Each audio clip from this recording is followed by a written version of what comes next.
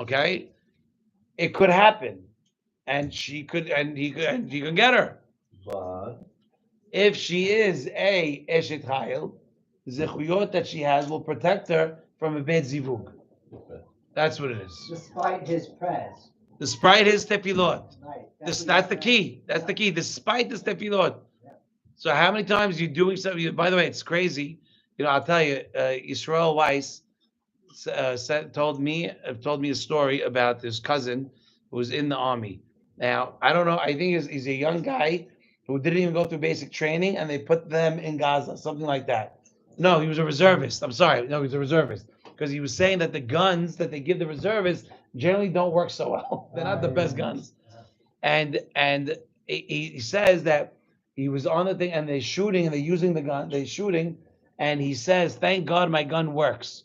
And for 4 days, I think he wrote for 4 days, he learned to be one with his gun because it was like they were together. Then they go back home for a couple of days, or they go to the base for a couple of days. This is testimony, okay? I'm telling you testimony right now. And he goes home for a couple of days. What do? You go to the shooting range. They have a thing to practice. He goes. All of a sudden, the gun gets jammed. The gun is jammed. Try to clean it, whatever. Try again. Jammed again. Jammed again. Jammed again. Takes it to the commander, whatever. They end up changing out the entire insides of the gun. The gun never worked. The gun never worked. This is, by the way, Mr. Brenner. You got it. I'll send it to you. He wrote it himself.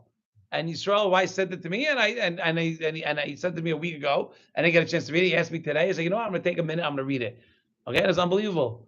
Okay, your tefillot means something. I've heard the same story with and he writes that also. And he writes that also. He handed these old guns, and they worked, and then as soon as they were done needing them, it didn't work. By the way, there's gonna be books written. Books. You're gonna see books coming out. Please, we're busy now. Wait. We're gonna get a lot. You're gonna see. So now let's continue. So now, what does Verahok Mipim Bichla mean? Listen to this. The Rabbi Menachem Azariah is who? Is Rab Mepano. I think it's Rabbi Elazar Mepano. I think no, Rav Menachem